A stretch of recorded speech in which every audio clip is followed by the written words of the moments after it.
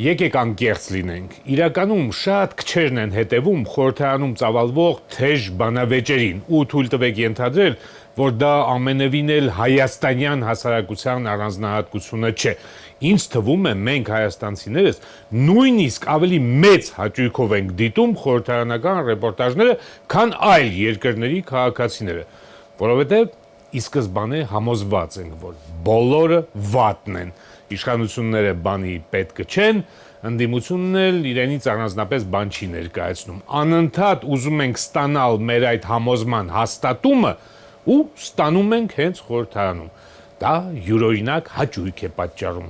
Ափսոս, այսօր ազգային ժողովը ավարտեց այս տարվա առաջին կեսի իր աշխատանքը, հիմա կարոտով պիտի սպասենք մինչև աշուն։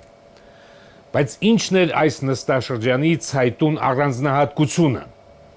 Ընդդիմության պահվածքի ակնհայտ տրանսֆորմացիան։ Փետրվարին սկսեցին ընդհանուր ճակատով ընդդեմ իշխանությունների։ Հունիսին ավարտում են հենց միմյանց հասցեին մեղադրանքներ հնչեցնելով։ Երեկ նույնիսկ խորհրդարանի խոսնակին դա զարմացրեց, ասաց. Ինչու եք իրար դեմ պայքարում, մեր իշխանություններից դեմ պայքարեք, այսինքն կարելի է հասկանալ, որ իշխանություններն էլ իրենց իշխանական հոգու խորքում հաճույք են զգում, քանի դեռ դուք իրար դեմ եք կռիվ տալիս, հերթը մեզ հաստատ չի հասնի։ Բայց հարցը դա չէ, խնդիրն ինչպես սիրում են արտահայտվել մեր քաղաքական գործիչները, շատ ավելի գլոբալ է։ Խոսքը մեր հասարակությունում ծավալվող բանավեճերի ոճի ու բովանդակության մասին է։ Չգիտեմ, արդյոք ֆրանսիացի հայտնի բանաստեղծ Պոլ Վալերին երբևէ առնչություն ունեցել է հայերիս հետ, բայց շատ դիպուկ է ասել. Եթե չես կարողանում հարձակվել ինչ-որ մեկի արտահայտած մտքի վրա, ապա անպայման հարձակվում ես այդ միտքը արտահայտողի վրա։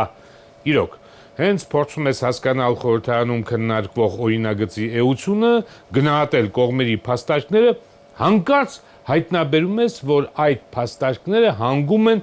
միմյանց ուղղված մի պարզունակ ձևակերպման։ Իսկ դու ով ես։ Ու այս հարցի դեմ իսկապես, ինչպես ասում են, խաղ չկա։ Ինձ հիշեցնում են, որ այո, ես էլ եմ մի ժամանակ բոլորովին այլ դիրքորոշում ունեցել, կամ իշխանություն եմ եղել, կամ առնվազն իշխանության մաս եմ կազմել, եւ ուրեմն խոսելու տեղ չունեմ, եւ ինձ մնում է միայն մի բան, հիշեցնել ընդդիմախոսից, որ ինքն էլ մի ժամանակ կամ օգտվել է իշխանության բարիքներից, կամ առնվազն կոալիցիայի անդամ է եղել, եւ այս վեճը Հայաստանում պարզապես վերջ չունի, որովհետեւ մեր քաղաքական դաշտի պատմությունը շատ կարճ է եղել, բայց միևնույն ժամանակ չափազանց բազմազան։ Շատ ճիշտ են նրանք, ովքեր պնդում են, թե Հայաստանում դեռ երբեք իշխանությունը ընտրությունների միջոցով չի փոխվել, բայց նույնքան ճիշտ են նրանք, ովքեր հիշեցնում են, որ ճամբարից ճամբար տեղափոխվելը քաղաքական ուժերի համար նույնքան սովորական է եղել մեզ մոտ, որքան եղանակի փոփոխությունը հունիսյան այս օրերին, երբ մարդ առավոտյան չի կարողանում կռահել մի 3 ժամից արևը դեռ կշողա երկնքում, թե հորդառատ անձրև կլինի։ Սա մեր հայաստանյան վիճաբանությունների մի առանձնահատկությունն է, հակադարձել ընդդիմախոսի փաստարկներին, ոչ թե այդ փաստարկների դեմ հիմնավորված հակափաստարկներ ներկայացնելով, այլ իսկ դու ով ես սպանիչ սկզբունքով։ Մեր բանավեճերի երկրորդ ոչ պակաս հետաքրքիր առանձնահատկությունը, որքան էլ դա պարադոքսալ թվա, բանավեճի իսպառ բացակայությունն է ամենաէական հարցերի շուրջ։ Շատ պարզ մի օրինակ բերեմ։ Տեսեք, երեկ Հայաստանի փոխվարչապետը խորհրդարանում համոզում էր, որ հակառակ որոշ մարդկանց պնդումների մեր բոլորիս կենսամակարդակը շարունակաբար աճում է, շատ կոնկրետ թվեր էր բերում, գները ավելացել են մոտ 6%-ով, իսկ աշխատավարձերը աճել են ավելի քան 12%-ով, այսինքն մենք բոլորս վերջին տարվա ընթացքում 6%-ով ավելի լավ ենք ապրում։ Այնինչ միջազգային հեղինակավոր կազմակերպությունները, Արժույթի միջազգային հիմնադրամը եւ Համաշխարհային բանկը կանխատեսում են, որ այս տարի մեր տնտեսությունը զրոյական աճ է ունենալու։ Էլ չեմ ասում վերակառուցման եւ զարգացման եվրոպական բանկի մասին, որը շատ ավելի հոռետես է տրամադրված եւ գտնում է, որ այս տարի մենք կունենանք 1.5%-ի անկում։ Ես կարող եմ պարզապես դիմել հիմա ձեզ եւ հարցնել. որ գնահատականն եք համարում ավելի համապատասխանող ձեր կյանքին, այն, որ սկսել եք ավելի լավ ապրել, թե այն, որ առաջընթացը մոտավորապես զրոյական է։ Բայց չեմ հարցնում, որովհետև գիտեմ, մարդկային գնահատականները շատ սուբյեկտիվ են։ Այստեղ սկզբունքային հարց կա. ինչու կառավարությունը հրապարակայնորեն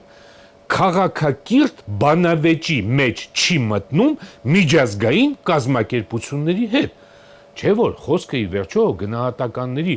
հսկայական տարբերության մասին է։ Մեր վարչապետը մի քանի օր առաջ համոզմունք հայտնեց. այս տարի կապահովենք այն, ինչ նախատեսել ենք բյուջեով ավելի քան 4%-անոց աճ։ Միջազգային կազմակերպությունները հակադարձում են լավագույն դեպքում 0։ Արժույթի միջազգային հիմնադրամի հայաստանյան ներկայացուցիչ Թերեզա Սանչեսը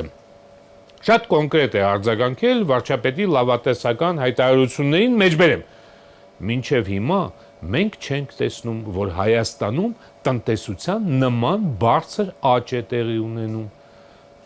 Բա պատասխանեք, ասեք օրինակ, որ միջազգային կազմակերպությունները լավ չեն հասկանում Հայաստանի տնտեսությունից,